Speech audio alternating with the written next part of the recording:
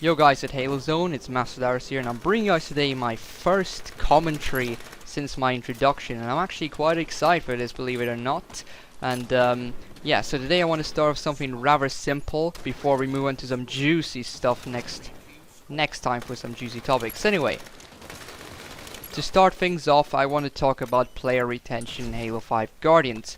You may have not known this by now, but last month or so, Free for Free Industries have announced that Halo 5 Guardians has the best player retention since Halo 3. So basically what this means is that Halo 5 Guardians has lost a lower percentage of its players compared to Halo Reach, Halo 4 and Halo MCC at this time period. So and I'm going to be discussing the topics which I think are responsible for this, and first of all I want to get you guys involved in this as well. There is a community question I have for you guys, and you guys can answer in the comment below. And you have a chance for your comments to be featured in next week's video before I move on to the next topic. So anyway, the question is, what keeps you invested in Halo 5? What keeps you basically coming now and again to play this game? And if, for example, it's gameplay, the Forge, Warzone, grinding out for some wrecks, whatever it is, or the updates even, you can just type it in the comments below. So anyway, let's get moving to what I think are the most important factors in this piece here. So anyway, let's start off with some unique gameplay. If you look at Halo 5 Guardians gameplay compared to other shooters like Black Ops 3 and Battlefront, you'll notice that Halo 5's gameplay has a lot more depth to it. There's a lot more skill, there's a lot more tools, and each gunfight can end up differently. You can use a whole different bunch of tools to get kills in the game, where it's the spawn abilities, where it's just winning a gunfight. There's a lot of basically depth to this and a lot of skill required to win a simple gunfight.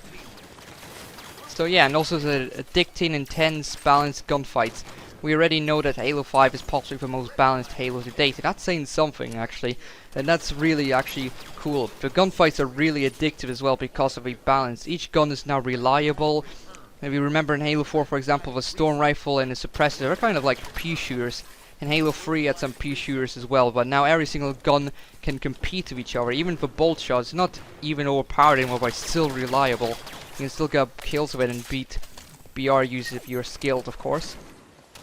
Balanced gunfights compared to, for example, Call of Duty and Star Wars, Battlefront and whatever other shooter.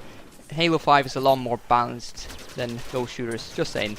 So anyway, there's also a lot of variety in the guns and the wrecks. Each gun in Halo 5 functions differently from the other. One gun can be more effective in close range, one gun can, for example, have a super fast fire rate but overheats fast, which is basically a Storm Rifle, and each gun can be effective in different situations. And also that's the wreck system. The wreck system works really well for Warzone, and you can basically have a different bunch of weapons. A cool weapon I really like right now is the Blood of Saban. I've been grinding wrecks to get that bad boy, and once I got it too, it was worth it. Really cool, and I really like how they make different variations of each gun to use in Warzone, make Warzone basically more chaotic. Bringing me to my next topic, which is over wrecks. Many people and you guys may of course be grinding for some piece of armor which you want. Cosmetics you want on your guns, for example, of course, the legendary pizza skin. Don't worry, I'm being sarcastic. And the guns.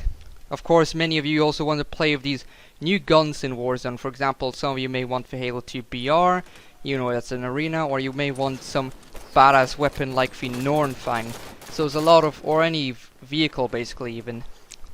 And then Warzone. Warzone is also a big factor. So unique game mode. It's sort of similar to the chaos you can have in Battlefield and Battlefront, but it's on a different level. It is different enough compared to those modes because it works so well with the wreck system. There's so much chaos going on in the maps as well. The maps have been designed brilliantly. Each map is like a different unique environment, and each player can just relax, have fun with their guns and stuff, and be helpful in any way possible. But even if you're a noob or something, or not exactly experienced as our players, you can still help out the team by capturing bases or defeating enemy bosses, or even destroying enemy tanks and stuff like that. So you can be helpful in any way, and the casual chaos in Warzone is just super fun in general. And then of course there's the competitive Halo and ranks. Not many shooters out there on the console are about as competitive as Halo, apart from maybe Rainbow Six. So, also since competitive Halo is back, there is also the ranks involved in Arena, and many people may of course be grinding out to get the ranks they want. If it's Diamond or something which will make them satisfied, or even Onyx and Champion. These ranks keep players invested in working as a team in order to get those. And of course, competitive Halo, some people may get burnt out by this, but it's super fun if you're into it and if you want to play competitive in the weekends or something. Super fun and gets you sweaty sometimes. And of course, last but not least, well, second last actually, Forge mode. The legendary Forge mode in Halo 5 Guardians. You can create basically any map now of your imagination, and any sick cool stuff with the help of scripting and so on, and have fun in custom games if you have friends to play with, or you can even find our players online to play with. So Forge is excellent, that's enough said. Quite a unique feature in Halo. And then last but not least, you have the updates.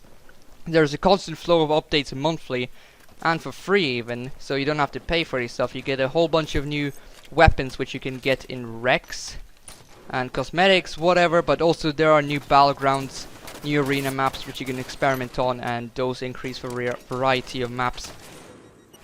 And of course, the updates can bring something new to the table, such as brand new toys, such as the Spunker which was introduced, the upcoming hammer, Halo 2 BR, and maybe even more weapons to come shortly. So yeah, that's what I basically say is responsible for player retention in Halo 5 Guardians. Don't forget to type in your comment below what is keeping you invested in Halo 5, and thank you guys for listening. I'll see you guys next time. Peace.